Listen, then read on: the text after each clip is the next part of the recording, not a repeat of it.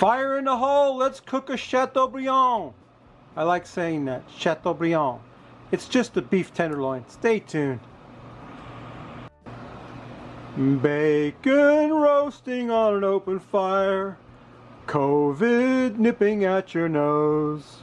Hey, hello everybody. I hope you're doing well out there in COVID land. We're bursting up some bacon because we're going to crust up a Chateaubriand, which is a beef tenderloin. Stay tuned, I'll show you what I'm talking about. Hello and welcome once again to my backyard. What I've got here is a beef Chateaubriand. Let me show you what that looks like. Beef Chateaubriand that I got at Wild Fork Foods. Sorry. That is a boneless beef, Angus beef, aged 17 days. Beef tenderloin, center cut tenderloin, aged for 17 days. That is one beauty of a piece of meat right there. That's $40 worth of meat, ladies and gentlemen. Let me see if I can get that centered up for you where you can see it. There you go. Anyway, what we're going to do is I'm going to give it a forward sear on the grill, and then I've got some bacon, and we're going to crust it with bacon after it's almost cooked. So the first thing we got to do is hit it with some Sang stir-fry oil. You know all about that. It's what I use for everything. It's what I use as a binder for all my meat. For everything I cook, I put almost everything I cook. I put Sang stir-fry oil on it, and I'm going to hit it with some root boy rub. This is root boy rub number 1. I'm going to give it a good generous dusting of that. I'm going to turn it over and put some of that Sangs on the other side and get him covered in that root boy rub. That's my favorite rub for beef. It's got salt, pepper, and garlic and some other stuff. Unfortunately, you can't buy any right now because I've temporarily done away with my Facebook store, but I'm going to come back with another store pretty soon here. But anyway, I got my Chateaubriand rub down. I'm going to put him right on the direct fire and get a good sear on him. Then we're going to move him onto indirect heat, put a thermometer in him, cook him till he gets to 120 degrees. Then we're going to crust him with the bacon and cook him the rest of the way. So stay tuned, I'll show you what that looks like. My Chateaubriand is on direct heat right here on the hot fire. We're going to give him a flip him over so you got some nice grill marks on him. That's all we really care about right there. We just want to get a little bit of grill marks on him on all sides of him. Then we're going to get him off there and get the thermometer in him, and we'll put him off to the side and cook him till we get to about 120 internal, and then we're going to stop cooking him and crust him with bacon. So yeah, let me get that done, get the thermometer in him, get him on indirect heat, get my bacon cooked up, and I'll show you what that looks like when we get him crusted with the bacon. So stay tuned. My beautiful Chateaubriand's at 120 degrees. What we're going to do now is, I think I'm going to move this thermometer. Ow, that thing's hot. Whoa. Anyway, yeah, I never touched it. It didn't take me long to look at that, did it? We're going to slather him down with some Dijon mustard. We're going to slather him good with Dijon mustard all over the top of him. Spread that on there good, because that's what's going to make the bacon stick to him, and also it'll flavor him a little bit, somewhat. We're going to spread that. I probably should have brought something to spread it with, but I guess I'll just use my hand and I'll just massage that into him. Then I've got my bacon that I cooked up earlier, cut up into pieces. We're just going to press that on top of him like that into that Dijon mustard. Oh yeah, that's what you call gilding the lily. That's something that this guy did not need at all, is this bacon on top of him. Bacon crusted Chateaubriand. It was good without the bacon. It's even better now with the bacon.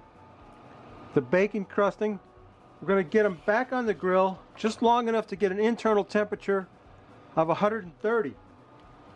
And then we'll get them off there. We'll let them rest for a minute with that bacon crusting on him. and we'll slice them open, drink a beer, and take a taste. So stay tuned. There's the Frosty Root Boy mug, star of the show. Here's today's beer. This is from Sierra Nevada, a Brut IPA, extra dry IPA, Sierra Nevada Brewing, North Carolina, I think. A spring seasonal. I know we're almost into summer, but this Brut IPA is our Brut IPA, a new take on IPA brewed for bone dry champagne-like.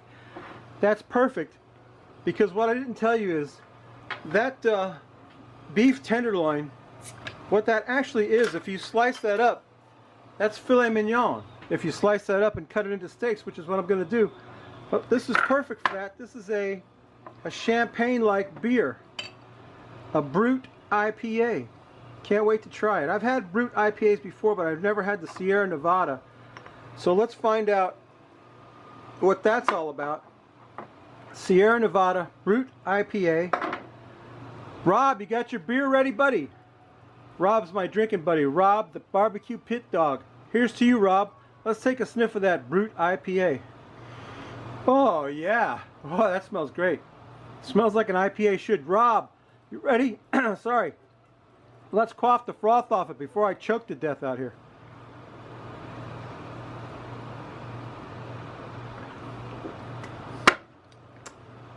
It's very good. Like it says, it's dry, almost like champagne. A Brut IPA. So my tenderloin has been resting. I want to cut right into the middle of that puppy, and I want to turn it so you can see it. We're going to cut right into the middle of that, as if it was a filet mignon is what this is. It's what I'm finna do right here. I'm going to open that up, turn it sideways for you, so you can see the cross section of that. Can you see that? Is that beautiful? I might have to redo the thumbnail. That is so beautiful. Wow. Yeah, I gotta redo the thumbnail. Stay tuned. Yeah, so like I was saying, what this actually is a filet mignon. We're gonna cut a slice of that off of there and take a taste. This is like the best meat you can possibly get a hold of, and I have crusted it in bacon, which is almost a sin. Get a slice of that off there. I can't wait to get this in my mouth. I cannot wait to get a piece of this awesome meat with that crusted bacon into my mouth. Oh my goodness. Oh. Oh. It's so tender and such a delicious beefy flavor.